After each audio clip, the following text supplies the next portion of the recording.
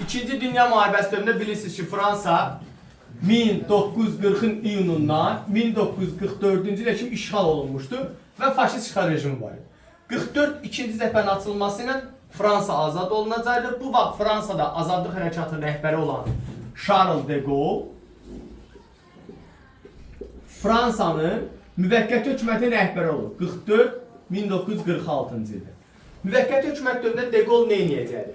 Vaxtilə işğal rejimi olduğu müddətcə faşistlərlə əlbir olan fransız xalqını cəzalandıracaqdı.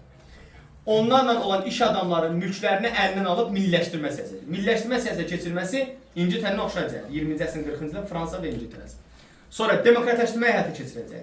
Və bir də nə edəcəkdi? İstəyirdi güclü prezident hakimiyyəti qursun. Yəni prezidenti respublika qursun. Lakin bu qanunverici orqan parlamenti xoşuna gəlmədiyi üçün de Gaulle küsəcəkdi və istefa verəcəkdi. Biraz tripli prezidentimiz olur. 1946-cı ildən 1958-ci ilə kimi Fransada 4-cü respublika mövcud olacaq.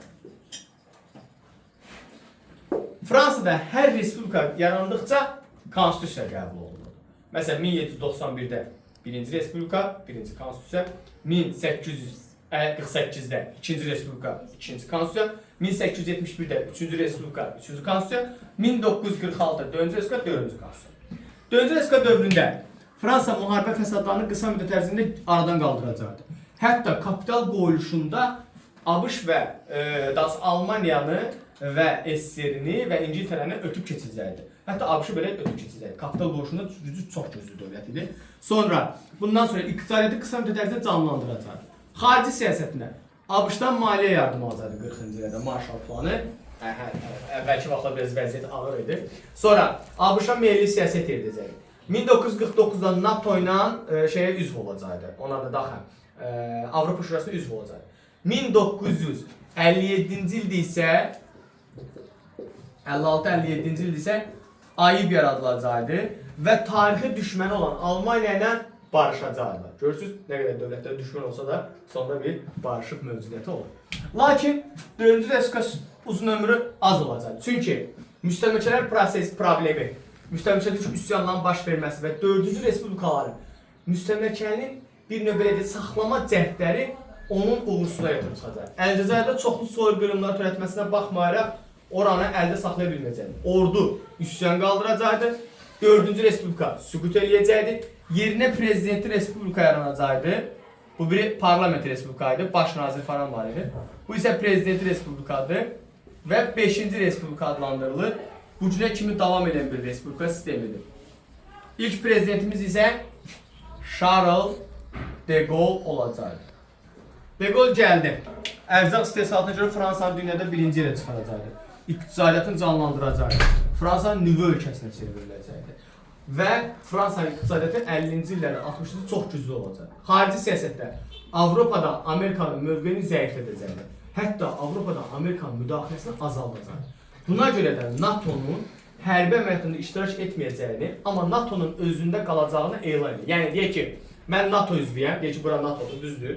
Mən NATO üzvüyəm. Siz gelirsiniz döyüşməyə. Mən deyirəm, yox, mən getmirəm döyüşməyə. Amma üzvüyəm. Başa düşdünüz istəyirəm. De Gaulle elədiyi bu idi, yəni. Sonra xarici siyasətə dedik bunları eləyir.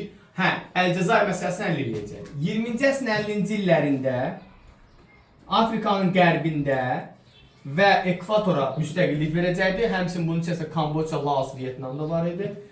1962-ci ildə Evian sazişi ilə Əlcəzairdə müstəqillik verir. Müstəmləkə məsələsini həll eləməsi 20-ci əsrin 50-60-cı illəri Fransanı, 20-ci əsrin 40-cı illəri İngiltərədən oxşar cəhət verəcək. De Gaulle SSR-ə gedir, qonaq gedir, SSR-ə gəlir. Burada hətta Əhməd Cəbrayılovla da dost duyurlar, Azərbaycanlı.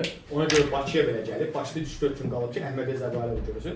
Nəsə, Əhməd Cəbrayılovla görüşüb eləyib, qayıdıb, SSR-in havasından mı, nəyinənmi, bu Fransiya'dan gələndən sonra qərar verir ki, yerli özünü idarə edən orqanların hüquqları məhdudlaşdırılsın. Yəni, bütün hakimiyyət kimə keçsin? Prezident keçsin. Bunu isə fransız xalqı avtoritar və totalitar rejim başa düşdüyü üçün, bunu biraz da o dövrdə iqtisadiyyat zəifləmişdi. De Gaulle'dan narazı olacaq. De Gaulle yenə küsəcəkdi və bu dəfə bir dəfəlik gedəcəkdi. Yazığın dəymə düşər oldu. Sonra yerinə François Mitterrand gəlir. Əslində ortada bir prezidentimiz var idi, onu keçmirik, bir dənə bunu keçirik. François Mitterrand sosialist yönümlü bir insan idi.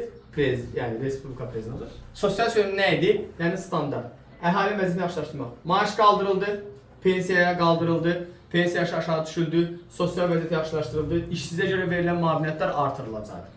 1994-cü ildə, daha doğrusu 1990-da və 1991-də Amerikanın Sərhəddə Tufan əməliyyatı var.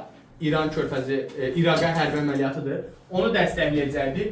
1994-cü ildə isə Ruandadakı vətəndaş müharibəsinə müdaxilə edib, orada soyqırım törədəcəkdi Fransa. 2017-ci ildə müasir dövrdə Fransa prezidenti Emmanuel Macron gələcəkdi. Onun isə islahatlar nəticəsində enerji qiymətlərinin qalxması əhalinin ona qarşı mitinglərə və narazılığa səbəb olacaq. Bu da sizin Fransada.